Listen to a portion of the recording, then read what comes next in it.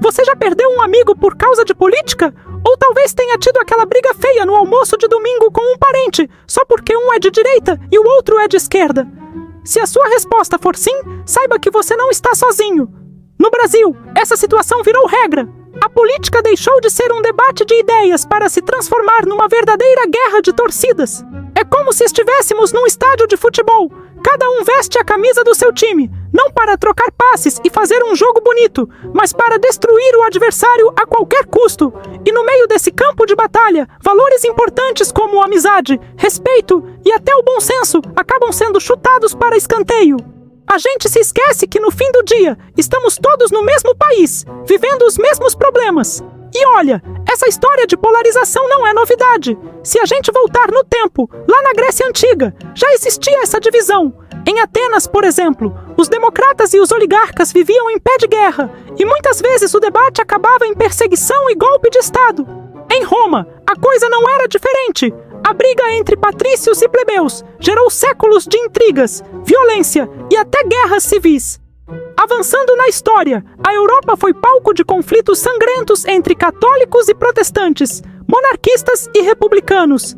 A política sempre foi um terreno fértil para divisões.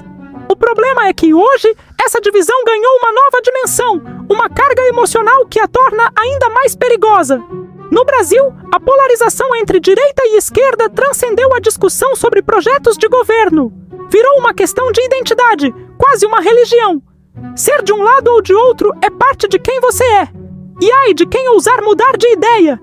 É imediatamente taxado de traidor. Se você critica o seu próprio time, é expulso do grupo, acusado de fazer o jogo do inimigo.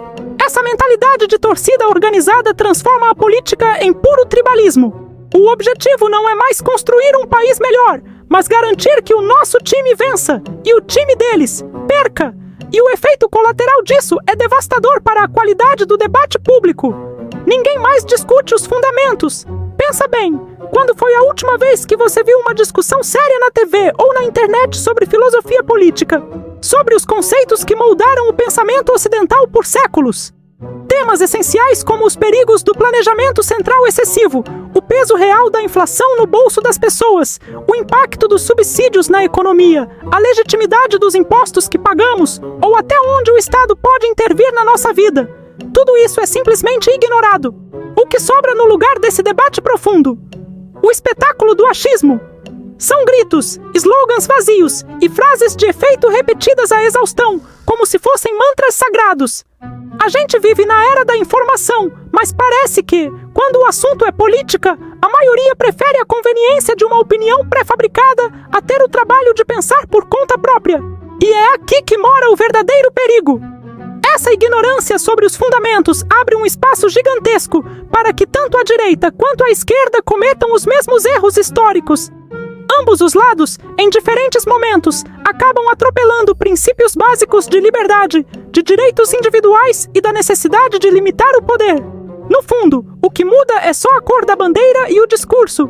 As práticas autoritárias, o clientelismo, o famoso "toma lá, dá cá", o desrespeito pelas instituições e a busca pelo poder, a qualquer custo, continuam lá, firmes e fortes, não importa quem esteja no comando. É como se a gente trocasse o jogador, mas o esquema tático viciado continuasse o mesmo. Infelizmente, a política no Brasil se resumiu a um grande clássico de futebol, um eterno fla-flu. E nós, os brasileiros, parecemos sofrer de uma miopia histórica e de uma grande ignorância política. A gente vive o presente como se ele fosse único, sem perceber que os dilemas que enfrentamos hoje já foram debatidos à exaustão por grandes filósofos e enfrentados por outras sociedades em diferentes épocas da história. Será que não percebemos que a história se repete justamente porque não aprendemos com ela? Como a gente vai conseguir avançar como nação se continuarmos tratando a política com a paixão cega de uma torcida de estádio? Sem referências, sem fundamentos, sem um conhecimento básico do passado, só nos restam opiniões pessoais jogadas ao vento, frágeis e facilmente manipuláveis. Aquilo que deveria ser um debate sério e maduro sobre o futuro que queremos para nós e para nossos filhos, virou apenas um espetáculo deprimente de torcidas organizadas se atacando. A gente se ofende, se bloqueia nas redes sociais, corta relações. E para quê? para defender políticos e partidos que muitas vezes não estão nem um pouco preocupados com o nosso bem-estar. Talvez a pergunta que a gente precise se fazer seja: até quando vamos confundir política com essa paixão cega de arquibancada? Até quando vamos deixar que essa rivalidade artificial nos impeça de dialogar, de encontrar pontos em comum e de trabalhar juntos por um Brasil melhor? A política é sobre a nossa vida em comunidade, não é um jogo. E nesse campo, não deveria haver perdedores, apenas cidadãos buscando construir um futuro mais justo e próspero para todos. A mudança começa com cada um de nós, buscando mais conhecimento e menos paixão cega. Que tal começar a ler mais sobre história, filosofia e economia, em vez de apenas consumir notícias e memes que confirmam o que a gente já pensa? Que tal ter a coragem de ouvir quem pensa diferente, não para refutar, mas para entender? Talvez assim a gente consiga sair da arquibancada e entrar em campo para jogar, de verdade, o jogo da cidadania. Muito obrigado por ter assistido até aqui. Se você gostou dessa reflexão, não se esqueça de deixar o seu like, compartilhar com seus amigos e, claro, se inscrever no canal para não perder os próximos vídeos. A sua participação é fundamental para mantermos essa conversa viva. Um grande abraço e até a próxima!